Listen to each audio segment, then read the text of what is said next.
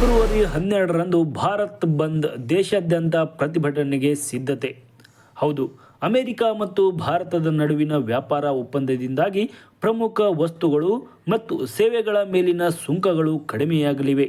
ಇದರಿಂದ ಭಾರತದಿಂದ ರಫ್ತು ಹೆಚ್ಚಾಗಲಿದ್ದು ಆರ್ಥಿಕತೆ ಸುಧಾರಿಸಲಿದೆ ಎಂದು ತಜ್ಞರು ಭಾವಿಸಿದ್ದಾರೆ. ಆದರೆ ಈ ವ್ಯಾಪಾರ ಒಪ್ಪಂದದಿಂದ ರೈತರಿಗೆ ನಷ್ಟವಾಗುವ ಸಾಧ್ಯತೆ ಇದೆ ಎಂದು ರೈತ ಸಂಘಟನೆಗಳು ಹೇಳುತ್ತವೆ. ಹಾಗಾಗಿ ಭಾರತದ ಕೃಷಿ ಕ್ಷೇತ್ರವನ್ನು ಅಮೆರಿಕದ ಬಹುರಾಷ್ಟ್ರೀಯ ಕಂಪನಿಗಳಿಗೆ ಸಂಪೂರ್ಣವಾಗಿ ಒಪ್ಪಿಸುವುದೇ ಈ ಅಮೆರಿಕ ಮತ್ತು ಭಾರತ ಟ್ರೇಡ್ ಡೀಲ್ ಎಂದು ಅವು ಆಪಾದಿಸುತ್ತಿವೆ. ಈ ಒಪ್ಪಂದದಿಂದ ರೈತರಿಗೆ ಆಗುತ್ತಿರುವ ಅನ್ಯಾಯವನ್ನು ವಿರೋಧಿಸಿ ದೇಶಾದ್ಯಂತ ರೈತ ಸಂಘಟನೆಗಳು ಬಂದ್ಗೆ ಕರೆ ನೀಡಿವೆ ಮತ್ತು ದೇಶವ್ಯಾಪಿ ಪ್ರತಿಭಟನೆ ನಡೆಸಲು ನಿರ್ಧರಿಸಿವೆ. ಫೆಬ್ರವರಿ 12ರಂದು ಭಾರತ್ ಬಂದ್. ಫೆಬ್ರವರಿ 12ರಂದು ದೇಶಾದ್ಯಂತ ಬಂದ್ ನಡೆಸುವುದಾಗಿ ಆಲ್ ಇಂಡಿಯಾ ಕಿಸಾನ್ ಸಭಾ ಮತ್ತು ಸಂಯುಕ್ತ ಕಿಸಾನ್ ಮೋರ್ಚಾ ಕರೆ ನೀಡಿದೆ. ಈ ಕುರಿತು ಮಾತನಾಡಿದ ಕಿಸಾನ್ ಸಭಾ ನಾಯಕ ಕೃಷ್ಣ ಪ್ರಸಾದ್, ಅಮೆರಿಕ ಭಾರತ ವ್ಯಾಪಾರ ಒಪ್ಪಂದದಿಂದ ರೈತರ ಜೊತೆಗೆ ಹೈನುಗಾರಿಕೆ ಮಾಡುವ ರೈತರಿಗೂ ತೀವ್ರ ನಷ್ಟವಾಗಲಿದೆ.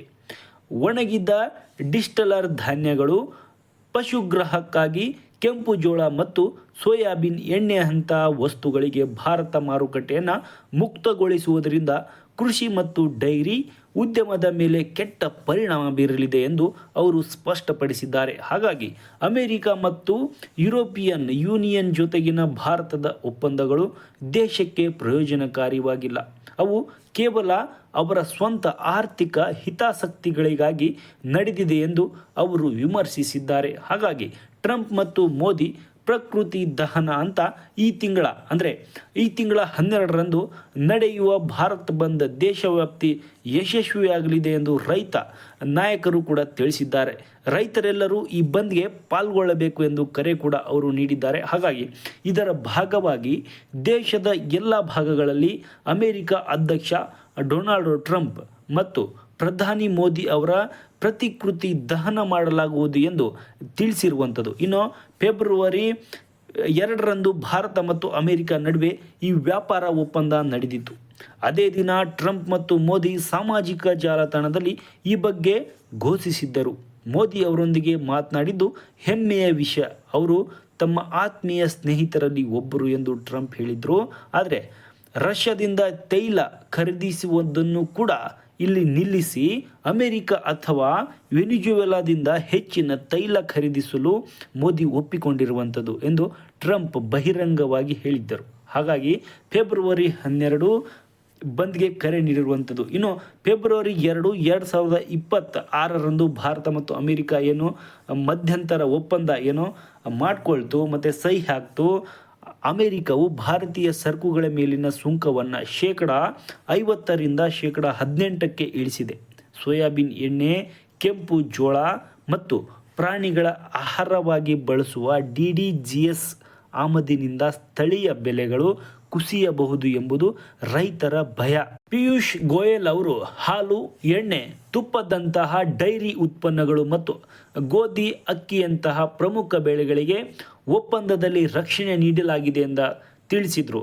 ಆದರೆ ಕರ್ನಾಟಕದಲ್ಲಿ ಈ ಒಂದು ಬಂದ್ಗೆ ಆಗುವಂತಹ ಪರಿಣಾಮಗಳು ಏನೆಂಬುದನ್ನು ಕೂಡ ಇಲ್ಲಿ ನೋಡೋದಾದರೆ, ಕರ್ನಾಟಕದಲ್ಲಿ ಫೆಬ್ರವರಿ 12ರಂದು ನೀವು ಈ ಕೆಳಗಿನ ಬದಲಾವಣೆಗಳನ್ನು ಕೂಡ ನಾವು ಹೇಳ್ತಿರೋದನ್ನು ಕೇಳಿಸ್ಕೊಳ್ಳಿ. ಈ ಬದಲಾವಣೆಗಳನ್ನು ನೀವು ಕಾಣಬಹುದು. ಏನಂತಂದರೆ, ಬ್ಯಾಂಕ್ ಉದ್ಯೋಗಗಳ ಸಂಘಟನೆಗಳು ಬೆಂಬಲ ನೀಡುವುದರಿಂದ ಹಣಕಾಸು ವಹಿವಾಟಿನಲ್ಲಿ ವಿಳಂಬವಾಗಬಹುದು.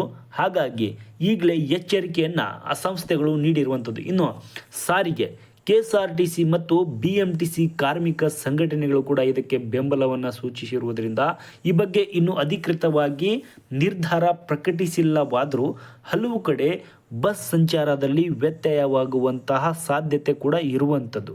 ಹಾಗಾಗಿ ಫೆಬ್ರವರಿ 12ರಂದು ಈ ಕೆಲವೊಂದಿಷ್ಟು ಇಲಾಖೆಗಳು ಸಪೋರ್ಟ್ ಮಾಡುವ ಸಾಧ್ಯತೆ ಇರುವುದರಿಂದ ಈ ಒಂದು ಇಲಾಖೆಗಳಲ್ಲಿ, ಬಸ್ಗಳಲ್ಲಿ, ಬ್ಯಾಂಕ್ಗಳಲ್ಲಿ ಹಣದ ವಹಿವಾಟಿನಲ್ಲಿ ಪರಿಣಾಮ ಬೀರುವಂತಹ ಸಾಧ್ಯತೆ ಇರುವಂಥದ್ದು. ಇನ್ನು ಅಗತ್ಯ ಸೇವೆಗಳು ಯಾವ್ಯಾವು ಅಂತಂದರೆ, ಆ ಸೇವೆಗಳಲ್ಲೂ ಕೂಡ ಅಗತ್ಯ ದಿನನಿತ್ಯ ಇರುವಂತಹ ಸೇವೆಗಳಲ್ಲೂ ಕೂಡ ಪರಿಣಾಮವನ್ನು ಬೀರುವಂಥದ್ದು. ಯಾವುದಂತಂದರೆ ಹಾಲು, ತರಕಾರಿ ಮತ್ತು ಆಸ್ಪತ್ರೆಗಳಂತಹ ಅಗತ್ಯ ಸೇವೆಗಳಿಗೆ ಸಾಮಾನ್ಯವಾಗಿ ಬಂದ್ನಿಂದ ವಿನಾಯಿತಿ ಇರುತ್ತದೆ. ಹಾಗಾಗಿ ತಾವುಗಳು ಈ ಒಂದು ಫೆಬ್ರವರಿ 12ರಂದು ಬಂದಾಗುವಂಥ ದಿನದಂದು ಬೆಂಬಲ ಸೂಚಿಸದೇ ಇದ್ದರೂ ಕೂಡ ಅಥವಾ ಬೆಂಬಲ ಸೂಚಿಸಿದರೂ ಕೂಡ ಯಾವೆಲ್ಲ ಪರಿಣಾಮ ಬೀರುತ್ತೆ ಎಂಬುದನ್ನು ಕೂಡ ಗಮನದಲ್ಲಿಟ್ಕೋಬೇಕು. ಯಾಕಂತಂದರೆ ಸಾರಿಗೆ ವ್ಯವಸ್ಥೆ ಏನಾದರೂ ಬೆಂಬಲ ಸೂಚಿಸಿದರೂ ಕೂಡ ಸಾರಿಗೆ ವ್ಯವಸ್ಥೆಯಲ್ಲಿ ವ್ಯತ್ಯಾಸವಾಗುವಂತಹ ಸಾಧ್ಯತೆಗಳಿದೆ. ಹಾಗಾಗಿ ಎಲ್ಲೋ ಒಂದು ಕಡೆ ಹೋಗಿ ಎಲ್ಲೋ ಒಂದು ಕಡೆ ಸಿಕ್ಕಾಕೊಳ್ಳುವಂತಹ ಒಂದು ಪ್ರಯತ್ನವನ್ನು ಮಾಡಬೇಡಿ. ಹಾಗಾಗಿ ಏನು ಅಮೇರಿಕ 50% ಇರುವಂತಹ ಸುಂಕವನ್ನು 18ಕ್ಕೆ ಇಳಿಸಿದೆ. ಹಾಗಾಗಿ ಇದು ರೈತರ ಬೆಳೆಗಳ ಮೇಲೆ ಮತ್ತು ಆಮದಿನ ಮೇಲೆ ಸಾಕಷ್ಟು ಪರಿಣಾಮವನ್ನು ಬೀರುವುದರಿಂದ ದೇಶೀಯ ವಸ್ತುಗಳು, ಆಹಾರ ಧಾನ್ಯಗಳ ಮೇಲೆ ಕೂಡ, ತುಪ್ಪದಂತಹ ಡೈರಿ ಉತ್ಪನ್ನಗಳು, ಗೋಧಿಯ ಪ್ರಮುಖ ಬೆಳೆಗಳಲ್ಲಿ ನೀಡಲಾದಂತಹ ಕೆಲವೊಂದಿಷ್ಟು ಬೆಲೆ ರೇಟ್ನಲ್ಲಿ ಕೂಡ ಮತ್ತು ಅವರಿಗೆ ರೈತರಿಗೆ ನಷ್ಟವಾಗುವಂತಹ ಸಾಧ್ಯತೆ ಇರುವುದರಿಂದ ಇಲ್ಲಿ ರೈತರು ರೊಚ್ಚಿಗೆದ್ದಿರುವಂಥದ್ದು. ಮತ್ತು ಮೋದಿ ಮತ್ತು ಟ್ರಂಪ್ ಒಪ್ಪಂದವನ್ನು ಸಂಪೂರ್ಣವಾಗಿ ತಿರಸ್ಕರಿಸಿ ಫೆಬ್ರವರಿ 12ರಂದು ಭಾರತ್ ಬಂದ್ಗೆ ಕರೆಯನ್ನು ನೀಡಿರುವಂಥದ್ದು. ಅದು ಅಂದರೆ ಭಾರತದಲ್ಲಿ ಅತಿ ದೊಡ್ಡ ಒಂದು ರೈತರ ಸಂಸ್ಥೆಯಾದ ಮತ್ತು ರೈತಕ್ಕೆ ಬೆಂಬಲ ಸೂಚಿಸುವಂತಹ ಆಲ್ ಇಂಡಿಯಾ ಕಿಸಾನ್ ಸಭಾ ಮತ್ತು ಸಂಯುಕ್ತ ಕಿಸಾನ್ ಮೋರ್ಚಾ ಎರಡೂ ಸಂಘಟನೆಗಳು ಕರೆಯನ್ನು ನೀಡಿರುವಂಥದ್ದು. ಹಾಗಾಗಿ ಆಹಾರ ಧಾನ್ಯಗಳು ಮತ್ತು ಎಲ್ಲ ಕೆಂಪು ಜೋಳ, ಈ ಥರ ಎಲ್ಲ ಸೋಯಾಬೀನ್ ಎಣ್ಣೆಯಂಥ ವಸ್ತುಗಳ ಮೇಲೆ ಭಾರತದ ಮಾರುಕಟ್ಟೆ ಮೇಲೆ ಪರಿಣಾಮ ಬೀರುವುದರಿಂದ ಈ ಒಂದು ಮಹತ್ವದ ನಿರ್ಧಾರವನ್ನು ಈಗ ಎಲ್ಲ ರೈತ ಸಂಘಟನೆಗಳು ತೆಗೆದುಕೊಂಡಿರುವಂಥದ್ದು. ಹಾಗಾಗಿ ಎಲ್ಲರೂ ಕೂಡ ಈ ಒಂದು ಹೋರಾಟಕ್ಕೆ ಫೆಬ್ರವರಿ 12ಕ್ಕೆ ಕೆಲವೊಂದಿಷ್ಟು ಸಂಘಟನೆಗಳು ಕೂಡ ಬೆಂಬಲ ಸೂಚಿಸುವಂಥ ಸಾಧ್ಯತೆ ಇರುವಂಥದ್ದು. ಹಾಗಾಗಿ ಈ ಒಂದು ರೈತರ ಬೆಂಬಲಕ್ಕೆ ಯಾರೆಲ್ಲ ನಿಲ್ತಾರೆ, ಎಷ್ಟರ ಮಟ್ಟಿಗೆ ಸಕ್ಸಸ್ ಆಗುತ್ತೆ ಎನ್ನುವುದನ್ನು ಕೂಡ ನಾವು ಕಾದು ನೋಡಬೇಕಾಗಿರುವಂಥದ್ದು. ಈ ಮಾಹಿತಿ ಕೇಳಿದ್ದಕ್ಕೆ ಧನ್ಯವಾದಗಳು. ನಮ್ಮ ಪೇಜನ್ನು ಸಬ್ಸ್ಕ್ರೈಬ್ ಮಾಡಿ, ಫಾಲೋ ಮಾಡಿ, ಶೇರ್ ಮಾಡಿ, ಸಪೋರ್ಟ್ ಮಾಡಿ. Thank you.